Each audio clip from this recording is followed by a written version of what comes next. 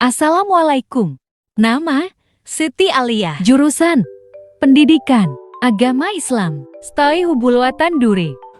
Di video ini, saya akan membahas tentang tahap perkembangan moral peserta didik menurut Kohlberg. Yang pertama, apa itu perkembangan moral?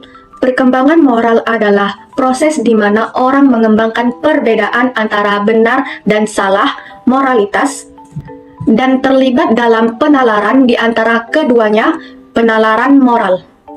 Yang kedua, tahap perkembangan moral. Tahapan perkembangan moral adalah ukuran dari tinggi rendahnya moral seseorang berdasarkan perkembangan penalaran moralnya. Tahap perkembangan moral Kohlberg dipecah menjadi 3 tingkatan. Pada setiap tingkat perkembangan moral terdapat 2 tahap. Tahap-tahap perkembangan moral menurut Kohlberg yaitu tingkat 1, moralitas prakonfesional.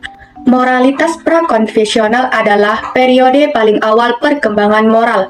Tingkat prakonfesional penalaran moral umumnya terjadi pada anak-anak. Seseorang yang berada dalam tingkat prakonfesional menilai dari suatu tindakan berdasarkan konsekuensinya langsung. Ada 2 tahap dalam tingkatan ini. Tahap 1, ketaatan dan hukuman. Pada tahap ini, seseorang melakukan sesuatu perbuatan bukan karena atas kesadarannya, namun karena konsekuensi tertentu apabila mereka melakukan dan tidak melakukan perbuatan tersebut. Menurut Kohlberg, orang-orang pada tahap ini memandang peraturan sebagai sesuatu yang tetap dan mutlak. Contohnya, seorang anak melaksanakan sholat bukan karena keinginannya, akan tetapi karena disuruh oleh orang tuanya.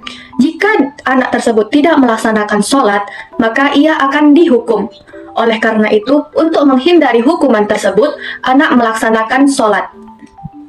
Tahap 2, individualisme dan tujuan.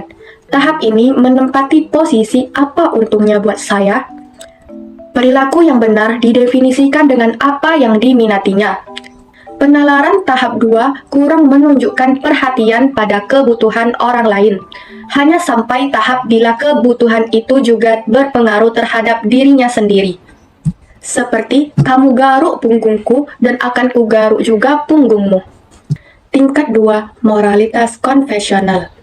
Tingkat konfesional umumnya ada pada seorang remaja atau orang dewasa.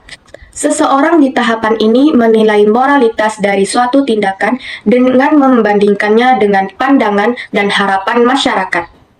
Tingkat konfesional terdiri dari tahap ketiga dan keempat dalam perkembangan moral. Tahap ketiga, norma-norma interpersonal dan konformitas. Tahap perkembangan moral hubungan interpersonal ini difokuskan pada pemenuhan harapan dan peran sosial. Ada penekanan pada konformitas, bersikap baik, dan mempertimbangkan bagaimana pilihan mempengaruhi hubungan. Keinginan untuk mematuhi aturan dan otoritas ada hanya untuk membantu peran sosial yang stereotip ini. Tahap 4, otoritas dan aturan sosial. Pada tahap perkembangan moral ini, seseorang mulai mempertimbangkan masyarakat secara keseluruhan ketika membuat penilaian. Fokusnya adalah untuk menjaga hukum dan ketertiban dalam mengikuti aturan, melakukan tugas, dan menghormati otoritas. Contohnya, saat berkendara motor, seseorang memakai helm untuk keselamatan diri sendiri dan orang lain. Tingkat 3, moralitas pasca konversional. Pada tingkat perkembangan moral ini, orang mengembangkan pemahaman tentang prinsip-prinsip moralitas yang abstrak. Ada 2 tahap pada tingkat ketiga ini. Tahap kelima, kontrak sosial dan individu. Gagasan tentang kontrak sosial dan hak individu menyebabkan orang pada tahap berikutnya mulai memperhitungkan perbedaan nilai pendapat dan keyakinan orang lain. Aturan hukum penting untuk menjaga masyarakat, namun anggota masyarakat harus menyetujui standar-standar ini. Tahap 6, prinsip universal. Tingkat akhir penalaran moral Kohlberg didasarkan pada prinsip etika universal dan penalaran abstrak. Pada tahap ini, masyarakat mengikuti prinsip-prinsip keadilan yang sudah terinternalisasi. meskipun prinsip-prinsip tersebut bertentangan dengan hukum dan peraturan. Pendidikan moral ini memiliki tujuan agar siswa memiliki kepercayaan dan mampu mengembangkan gagasan-gagasan yang lebih tinggi. Semoga pembahasan tentang perkembangan moral ini dapat bermanfaat untuk diri kita sendiri dan orang lain.